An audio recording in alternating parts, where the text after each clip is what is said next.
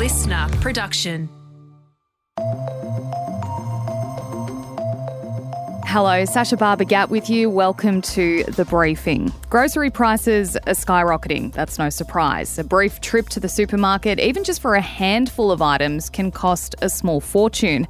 The federal government has announced it's holding a review into grocery prices in its bid to reduce cost of living pressure, appointing former Gillard Cabinet Minister Craig Emerson to head up the review. So can the government actually force supermarkets to lower their prices? And should it? We do, after all, live in a free market economy and retailers can charge what they like. And I think right now what we're seeing, obviously, with several inquiries into supermarket food prices, I don't think that's particularly going to lend to lower prices. The only way you achieve lower prices is through greater competition. That's our deep dive in the second half of The Briefing. Before that, we've got Benson Siebert here with the headlines. It is Tuesday, January 23rd. Morning, Sasha. So it looks like the future of the controversial Stage 3 tax cuts is going to be debated at tomorrow's emergency cost of living meeting among Labor ministers. Anthony Albanese has called his caucus to Canberra early to discuss a range of measures to tackle rising costs and how the government's going to address them. The idea of changing up the tax cuts, which are due to come into force July 1, has reportedly caused a divide inside Labor, which makes sense because on the one hand, these tax cuts deliver much more benefit to people on higher incomes than they do for people on lower incomes. But this was also an election promise that they do not want to be seen breaking. Stage 3, as it's currently planned, would mean Australians earning between $45,000 and $200,000 a year would all be taxed at the same 30% rate. So someone at the top end would get a 9,000-ish tax cut. Yeah, and according to reports, a plan is being floated to lower this planned top tax bracket to $180,000, which is what it is at now, with the savings to then be passed on to lower bracket earners through an increase to the tax-free threshold. That would effectively mean a tax cut for all earners. As it stands with these legislated plans, people on the lowest end of the spectrum wouldn't get a tax cut. And it is understood the proposed changes will be discussed tomorrow at this big emergency meeting, and we could be hearing about the result during the Prime Minister's Thursday address to the National Press Club. This story really bothers me because Albo took this as an election promise into the election, and it was, you could tell it was just never his policy. It was, passed and legislated by the Morrison government. And I could see it happening in real time. He's gone, yes, we're going to keep them, even though everyone's like, this isn't really good policy, let alone a good Labor policy. And, now he's in this position where people are desperate for relief, and something like tax reform is a huge and important way of delivering that to low and middle income earners. But he's in this position of, well, if he changes the tax cuts, then people are going to get mad and say you broke an election promise. But it's a better policy than the one that exists. So it's frustrating to watch politicians in Canberra worry about, people aren't going to like us because we broke a promise. Well, what's the better policy? That's what you're elected to do. Yeah, it's a really tough decision for Anthony Albanese to make at this point. And I think something that is lost in some of this debate is that it's not only that it's going to give a higher tax cut to someone on a higher income, but it's also going to completely flatten the tax rate for a huge bracket of income so that someone on $45,000 is going to be paying the same tax as someone on $200,000 going forward. And the Greens have released Parliamentary Budget Office estimates that this is going to cost more than $320 billion over the next 10 years. So it's something that's really going to be tough for Anthony Albanese, but I think at this point, the cost of living issues, especially for people on middle and lower incomes, are going to be more important to him than not breaking an election promise. Sexual violence cases are set to go under the microscope in a new review launched by the government that will try to limit further trauma for victim survivors.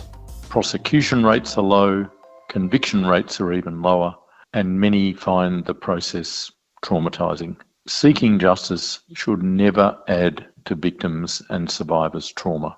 Attorney General Mark Dreyfus there. The 12-month review will be carried out by the Australian Law Reform Commission, and it will look at the criminal justice system's approach to sexual violence cases. And the inquiry will also examine how the experiences of victim survivors in the justice system can be improved, such as through extra supports. It'll also look at training and development options for judges, police and lawyers to enable a trauma-informed and culturally safe justice response. The review's launch is part of the Albanese government's national plan to end violence against women and children within a generation. A big task, some depressing stats for you. 1 in 5 women and 1 in 16 men have experienced sexual violence since the age of 15, and 1 in 2 women in their 20s have experienced sexual violence, which is just an absolutely horrific statistic. More than 60 women were violently killed in Australia last year, many at the hands of intimate partners. Now, you know, this review is obviously needed. There have been some very high-profile cases in recent times that have demonstrated that perhaps we're not getting it right. And I, for one, am really glad to see this happening. I remember when I was in school and doing legal studies, and my teacher said that he would never suggest to his daughter, if she were sexually assaulted, to go through the legal process of getting that person prosecuted because it was so traumatic. And it's obviously something that needs to change. The ABC's managing director has caved to pressure and will meet with disgruntled staff over the broadcaster's reporting on the Israel-Hamas war and the sacking of Antoinette Lattouf. It comes after an online union meeting among about 200 workers yesterday, during which a no-confidence motion in David Anderson was passed 128 votes to 3. Sources at the meeting claim frustrated staff voiced their anger at Anderson's failure to publicly defend the ABC and handle outside attacks on its integrity. In a statement issued within hours of the meeting, the managing director said, "I have listened and heard the concerns of members of staff, and I will meet with them in the coming weeks." Bensian, it's clear that there's some issues happening at the ABC right now. Absolutely, there are. And I worked at the ABC for several years. And one of the things that's really tough for staff and management at the moment is that they seem to be working at cross purposes. There's lots of complaints among staff about the working conditions. And also the ABC is at this historic moment where older audiences are dropping off, but also they've been failing to bring in a lot of younger audiences. And so it's a real crisis at the ABC at the moment. And I think for myself, who, like, I always have loved the public broadcaster, and I think we need a good, strong public broadcaster, it's difficult to watch it be in this position. And a New South Wales number plate is going under the hammer. It's expected to get $10 million because it only has one number on it. 1. It's believed the New South Wales 1 plates were originally issued to a vehicle belonging to the state's first police commissioner. Lloyd's says the auction will probably be the last time the plates are offered for sale, as rare heritage plates are usually passed down through the generations. The value comes from the rarity of the plates, with only 9 single-digit number plates available for each state and territory. Some people just have too much money, in my opinion.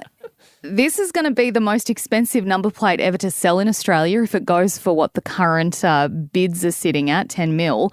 In 2017, we saw New South Wales 4 sold for $2.45 million. Obviously, who wants to be 4 when you can be number 1? And the most expensive plate ever sold was in Dubai, unsurprisingly, $22.5 million. So, yeah, I think... when we're talking about, you know, income tax cuts for low-income earners, and then there's people dropping 10 mil on a number plate. Can you see I'm riled up about this? I don't think it's very fair. Hey, thanks so much for joining us for the headlines, Bensian. Look, before we get to today's deep dive on supermarket price gouging, there is a little fun fact. We actually got you, our listeners, to name today's ep. We put a poll up in our brand new broadcast channel on Instagram, which is called Behind the Briefing, and we asked our subscribers there to choose their favourite name, and they did. So thank you to everyone who voted. And if you haven't joined us yet on our broadcast channel, you can by clicking the link in our Insta bio. All right, let's get into Bension's chat about whether the government can force Coles and Woolies to lower their prices.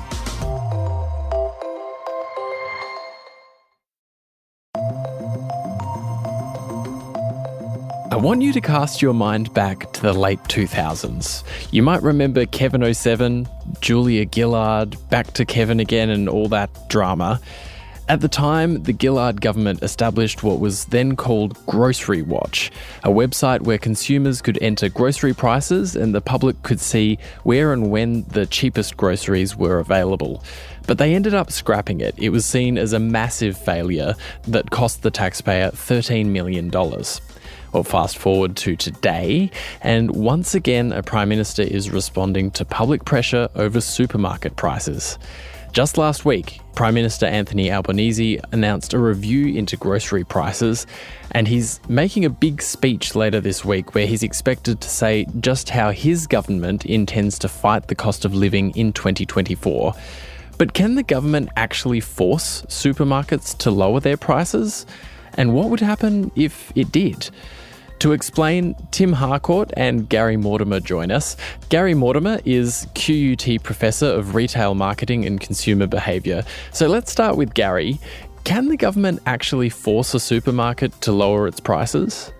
Well, listen, I guess ultimately, in a free market open economy that we have here in Australia and I guess across many other westernised countries, no, they can't. Although, as I say that, if the government was to particularly look at possibly a range of products and then set prices or suggested recommended prices for those products, they ultimately could legislate for that. But the complexities around how that legislation would be applied, enforced, checked in a food sector is incredibly complex. And I think right now what we're seeing, obviously, with several inquiries into supermarket food prices, I don't think that's particularly going to lend to lower prices. The only way you achieve lower prices is through greater competition. And it does kind of lead us on to, should the government, even if it can, take some control of prices? Because I think the most obvious example of price fixing that we know about in an economy is like Soviet era stuff. So should the government try? Well, I mean, that's a really good sort of analogy, looking at sort of a Soviet era, USSR, system where, prices were set. But we also have a country, during that particular period of time where there was only one type of bread. It was manufactured by a government bakery and it was placed and sold and allocated to families at potentially one loaf per day per family. And I guess if we attempt to sort of apply that, philosophy or theory to an Australian market, and we said, listen, the government's going to select 8 products that most retailers will carry, bread, milk, eggs, so forth, and set a minimum price and a maximum price, the challenge then goes, well, what happens with other brands? So hypothetically, the government says that you can charge no more than $2 for a loaf of white 750-gram bread. How about wholemeal bread or multigrain bread, or how about breads that are 850 grams?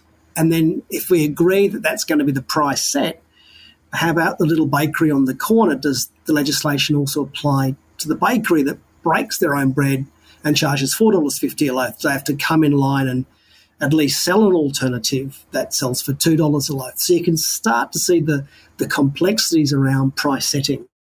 Would be incredibly complex, and also I imagine that some supermarkets might just say, well, okay, we won't sell bread then. How is it that we got to this place where everyone, more or less, seems to be angry at the big supermarkets? Well, it's interesting, isn't it? I think we do like to beat up the big supermarkets and the big banks and the big insurers and the big airlines because we look at their profit. And we go, gee, these big businesses, these big banks, these big insurers are making lots of profit. They're a profitable organisation. But then at the same time, I think, when I'm going for a mortgage or I want to invest my money into a term deposit, do I want to invest with a bank that makes profit, or do I want to invest with a bank that doesn't make good profit? Where are we at now in terms of prices, inflation, deflation? Can you explain kind of the current situation and what we might be looking at into the rest of the year? We're seeing inflation start to decline. We saw heightened inflation coming out of the pandemic.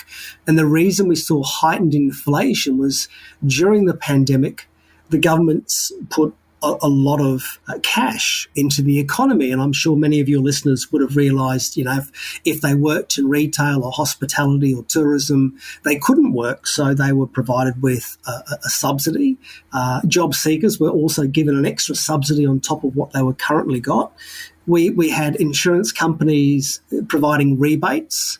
Because we weren't driving our cars as much. We had, councils and state governments providing rebates on electricity because we were working from home more. So as we came out of the pandemic, we were in a really good cash position. We weren't travelling internationally, so there was money saved there. We weren't even travelling domestically. So we started spending on stuff. We started spending on consumer electronics and new TVs. So naturally, inflation went up. Okay, so just one final question, just briefly. What do you think Coles and Woolworths need to do this year to regain their social licence and their public trust? Yeah, listen, I think what we'll see is probably some more transparency, and maybe at a macro level. So, often the discussion is, well, why does my box of Wheat Bix cost 20 cents more than it did last year? Maybe some transparency around, what the supply chain is. So wheat has gone up, electricity prices have gone up, fuel prices have gone up. So to create that box of Wheat Bix, it's costing us 35% more than what it did 2 years ago. Maybe we'll start to see some more transparency, and that will help consumers understand why we're seeing food price inflation. That was Gary Mortimer, Professor of Retail Marketing and Consumer Behaviour from QUT. And now over to Tim Harcourt, the Chief Economist at the Institute for Public Policy and Governance. Tim, thanks for joining us on the briefing. What can the government or regulators do to deal with prices at supermarkets that people believe are too high? There was an old saying that Winston Churchill, the wartime Prime Minister of Britain, won the war by talking about it, doing radio broadcasts and so on. And there is a view that the government can do things by talking about it. There was once a famous economist called Alan Fels, who was head of the Price Surveillance Authority and the Australian Competition Commission. And his view was he couldn't employ lots of inspectors to go around looking at prices and competition, but he could talk about it. And almost the fear of a consumer backlash meant that, most supermarkets would do something in advance of being talked about in the media. We've heard over the weekend that the government is expected to announce an investigation by the ACCC, which is the watchdog that looks after competition in Australia. What could that inquiry do about this issue? As I mentioned, Alan Fels was head of the Prices Surveillance Authority and then the ACCC, as you mentioned. And what he would do is he would announce an inquiry into supermarket prices or car insurance or some other industry, liquor, gaming, what have you. And the fact that they were going to hold an inquiry into the industry made people a little bit frightened, and they would make the right sort of actions. So I think the fact the government has announced an ACCC inquiry would make, the supermarkets feel a bit nervous, and so they may do things quickly to take some relief off consumers ahead of the inquiry. So the announcement of the inquiry is in some ways more important than the actual inquiry itself. We've heard over the past months that Coles and Woolworths are making huge profits at a time when people are struggling to pay for groceries, including higher margins on things like food. Why doesn't competition between Coles and Woolworths force down prices enough to satisfy people in a situation like we have now? I think it's to do with Australia. We have a small market. We often only have 2 players or 3 players or 4 players. Like we have Coles and Woolies, as 2 big players in retail. The airlines, we have Qantas and Virgin. We have 4 banks. And it means that competition is not quite the same as if you had 8 or 9 or 20. And that means they're effectively duopolies. And there can be a bit of pressure from Audi or IGA, but Coles and Woolies, act together in the same way that banks, when the Reserve Bank puts up the cash rate, the banks sort of collude accordingly. So I think it's the nature of having a small number of players in the Australian market. Coles and Woolworths and, the supermarket industry in general has a potential ACCC investigation. There's been legal rulings on wage theft. There's this inquiry coming from Craig Emerson. There seems to be a lot of pressure on supermarkets at the moment. Do you think that there will be an impact, or has even been an impact already, on the prices that people are seeing at the checkouts? I think they're conscious of it. I think even in their advertising, Coles will say that price is the lowest it's been for 18 months. So I think they're a little bit conscious of it. I think Woolies has got this added trouble that they've sort of got involved in Australia Day. So some people are saying, so you put our prices up, you rip off the farmers, you don't have to pay your workers, and now you're telling us when we can have a public holiday or not.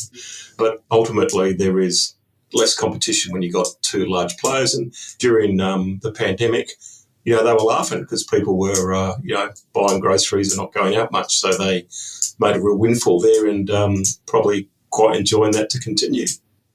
And lastly, how do you think it is that we've got into this situation where both on the supply side, the farmers are saying we're not getting a good enough price for our meat or dairy, and the consumers are saying that the supermarkets are charging us too much? How are the supermarkets squeezing on both sides here?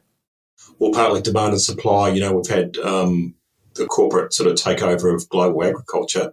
And so a lot of, farmers have been squeezed generally. And secondly, on the consumer side, Coles and Woolies have got a pretty good grip on the Australian consumer. So they're in a good position in the sense that they're sort of price makers on the consumer side, and they're price takers, or the farmers are price takers on the supply side. Could you just explain what that means? Price makers on one side and price takers on the other? By price maker, I mean they have the opportunity to put up their prices without too much consequence, because people will mainly go to Woolies if it's local, or Coles. By price taker, farmers don't have much choice in terms of supplying. So whatever price Coles says they'll take. And the same goes for Woolies. So when you say, if you're the only wheat farmer in the world, you can set the price, but if there's lots of wheat farmers and only one buyer of wheat, then it's a little bit different for you. That was Tim Harcourt, Chief Economist at the Institute for Public Policy and Governance. That's all for today's podcast. Be sure to check back for your afternoon briefing from 3 p.m. And we're keen to hear your feedback. What do you think of the show? Do you have ideas for stories we should be following, or comments on what we do now? Search The Briefing Podcast on Instagram and send us a DM. I'm Bension Siebert, and from all of us here at The Briefing, thanks for listening.